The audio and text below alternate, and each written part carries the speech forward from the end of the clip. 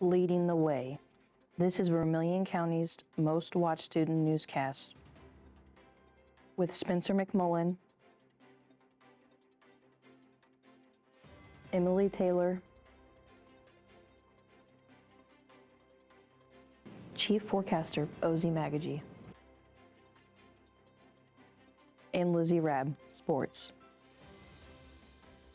This is WCAT TV News. Good morning and welcome back to Wildcat Nation. It's Thursday, March 31st. I'm Spencer McMullen. And I'm Emily Taylor. Here's what's happening in and around South Vermilion High School. Leading off our broadcast today, we are just a little over 2 weeks away from one of the biggest and best career fairs South Vermilion has ever seen. Friday, April 15th, nearly 40 individuals from over 30 different careers will be in the high school to share their knowledge and experience with our students. Keep an eye out for an email sent out from Mrs. Cottom. Students, you must sign up for just one speaker per session. Make sure you get signed up so you can participate in this great event. Yesterday, Joe Summers, Area Director for the Fellowship of Christian Athletes, was in the building to honor a couple of our Wildcats. Ben Fosse and our very own Ozzie Magaji were presented with the Fellowship of Christian Athletes Character Counts Award. This award is given to student athletes who exemplify the core values of FCA: integrity, serving, teamwork, and excellence, both on and off the field. Both student athletes will be considered for a $1,000 scholarship to be given for one male and one female athlete from the West Central Indiana area.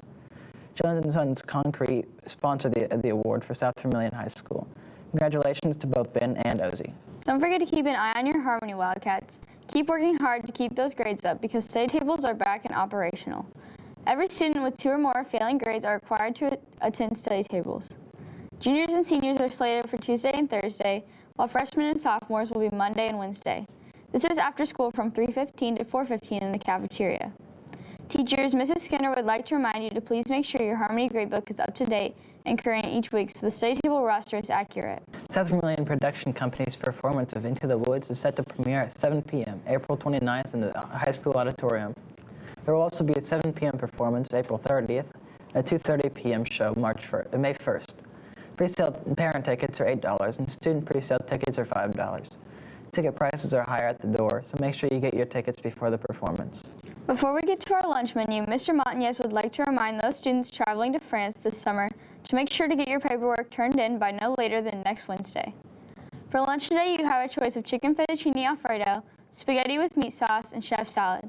That's going to do it for your news, Wildcats. What's up, Wildcats? Welcome back to the McMullen Man Music segment. I'm your host, Spencer McMullen. Today, for the final day of Women's Appreciation Month, I'll be taking a look at one of the greatest musicians of the 1960s, Janis Joplin. Joplin was born on January 19th of 1943 in Port Arthur, Texas. It wasn't until her teenage years until she would find a love for blues music through musicians such as Lead Belly, Bessie Smith, and Big Mama Thornton.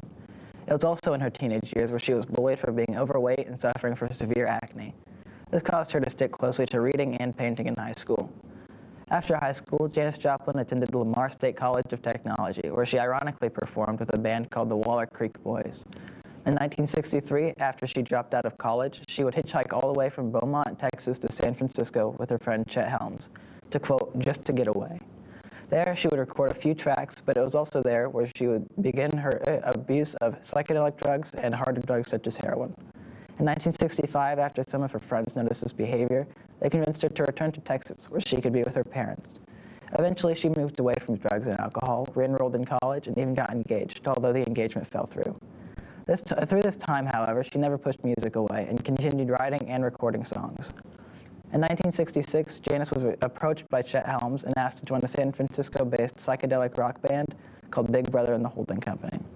She accepted and moved back to San Francisco. There, she would release 2 albums with the band, the second of which, Cheap Thrills, reached #1 on the Billboard 200 and launched the band and especially Janis to stardom.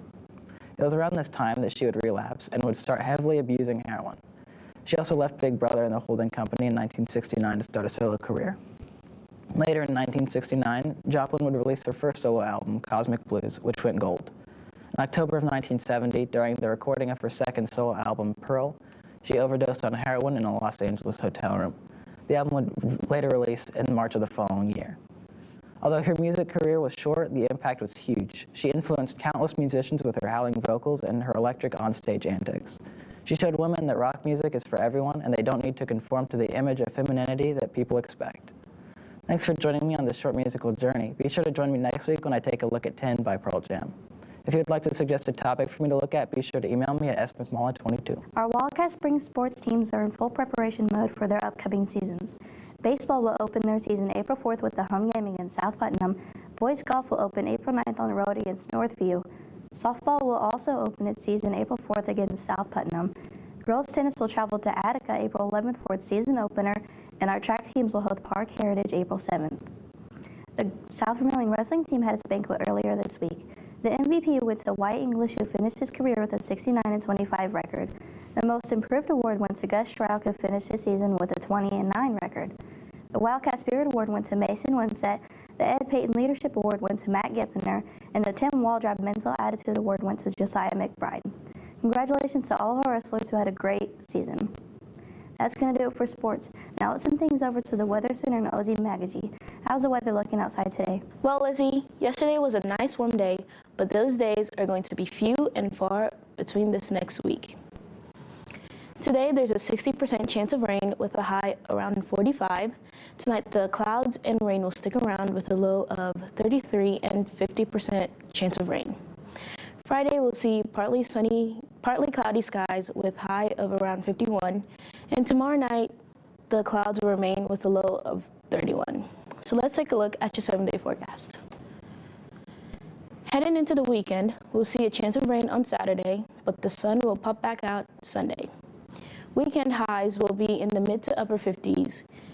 The rain will return to start off our school week. Rain is in the forecast for Monday, Tuesday, and Wednesday, with highs in the mid 50s to lower 60s. So here's a joke of the day.